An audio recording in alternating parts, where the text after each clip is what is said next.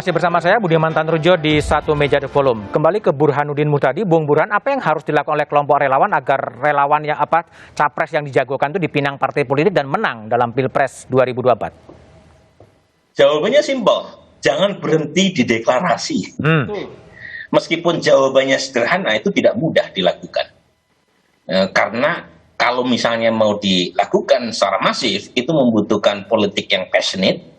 Saat yang sama juga membutuhkan logistik. Dan logistiknya tidak kecil, besar.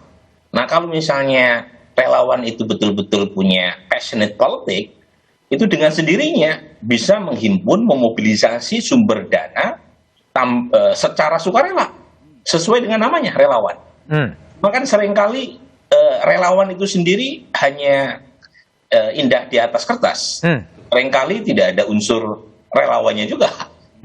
Yang terjadi adalah satu political engineering tadi. Ada pihak elit, baik dari kalangan elit politik atau oligarki yang menghidupkan relawan.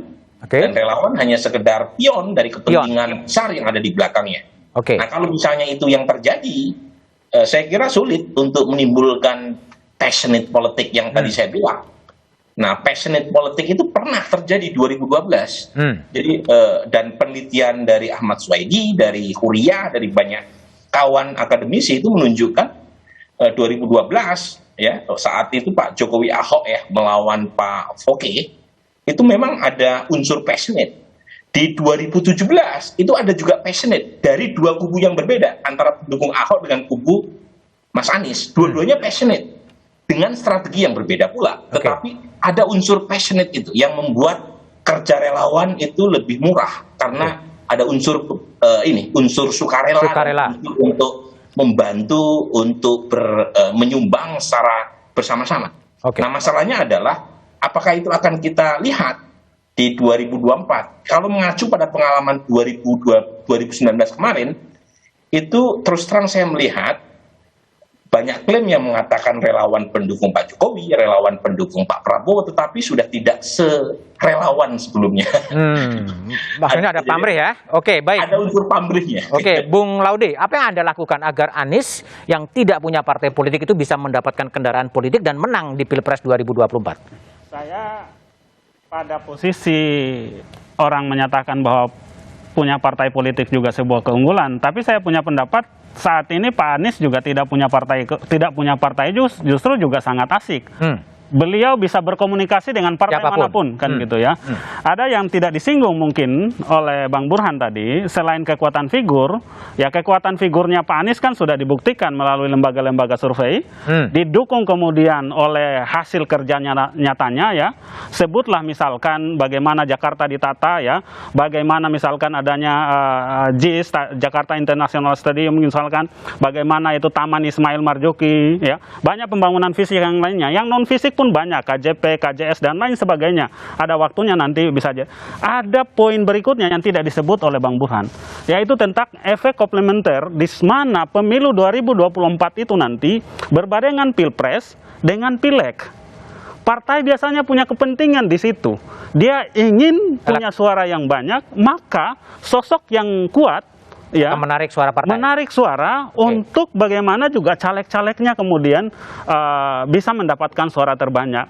Yang kami lakukan adalah bagaimana relawan-relawan kami bentuk ke semua provinsi, ke daerah-daerah kabupaten kota ya. Kemudian mensosialisasikan.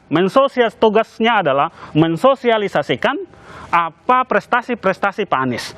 Menyiapkan wadah, kemudian bagaimana Pak Anies siap diuji. Baik. Anies, Aliansi Nasional Indonesia Sejahtera bukanlah satu-satunya relawan Pak Anies.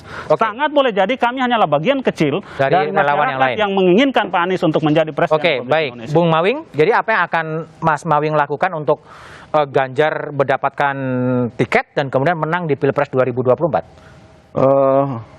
Lagi-lagi ingin saya katakan begini Bang Budiman, bahwa sahabat Ganjar ini adalah menghimpun keinginan masyarakat yang kemudian kita menjembatani.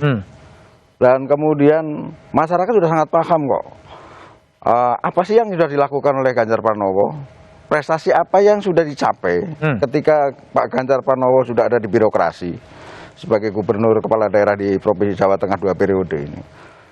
Dan kemudian tentu kami dan kawan-kawan sahabat Ganjar ini juga akan memberikan satu kontribusi berupa pandangan-pandangan kepada para pimpinan partai politik. Oh, jadi akan melobi ya? Ini kan sebenarnya sebuah kebahagiaan bagi kita bangsa Indonesia. Bahwa era demokratisasi di mana pilpres secara langsung, yang kemudian rakyat memiliki satu kebahagiaan untuk mendapatkan memilih pemimpinnya sendiri secara langsung. Itu hanya tujuan dari sahabat Ganjar? Ya. Menampung aspirasi rakyat? Ya, artinya bahwa memang rakyat ini beraspirasi kalau tidak ditampung menjadi liar. Oke. Menjadi liar. Lah, oleh karenanya kemudian mari kita akan sodorkan kepada kepermukaan. Dan kami yakin kok lagi-lagi Bung Budiman bahwa pimpinan partai politik telah melakukan penjajakan kepada seluruh tokoh yang sudah muncul ke permukaan dan teropini. Oke, baik Bung Ridwan, tentunya tugas Anda lebih ringan karena memang Puan adalah putri mahkota, PDIP punya satu-satunya partai yang punya karcis lah untuk mencalonkan. Apa yang Anda kerjakan lagi sebetulnya sekarang? Sebenarnya bukan itu juga persoalannya. Kalau bicara tiket, kita mah udah punya keyakinan pasti Mbak Puan. Pasti Mbak Puan, oke, terus? Pasti Mbak Puan. Tapi kan persoalannya hari ini, bagaimana kalau menaikkan elektoral, kita punya konsep. Dengan Mbak Puan itu organisasi, mendeklarasikan di setiap kabupaten kota, DPD, pimpinan kecamatan, berapa ribu semua. Kalau mereka door. Jadi nggak perlu pakai buzzer sebenarnya. Bukti nyata. Kalau deklarasi hanya 10 orang, 50 orang, model banner, itu mah klaim doang berarti. Yang pakai banner siapa tuh?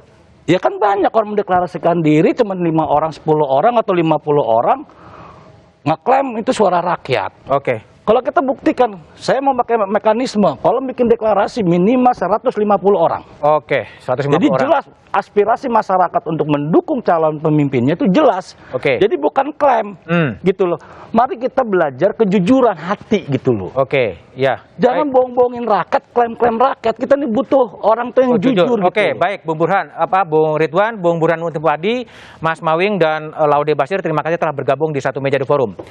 Kemunculan gerakan relawan politik tidak bisa disepelekan. Meski karcis pencalonan presiden ada di tangan partai politik, gerakan kesukarelawanan bisa berubah menjadi alat penekan partai politik yang dikuasai oligarki. Saatnya sistem politik memberi ruang lebih luas bagi kekuatan non-partai politik. Demikian Satu Meja The Forum malam ini. Tetap patuhi protokol kesehatan karena pandemi belum berakhir. Terima kasih dan selamat malam.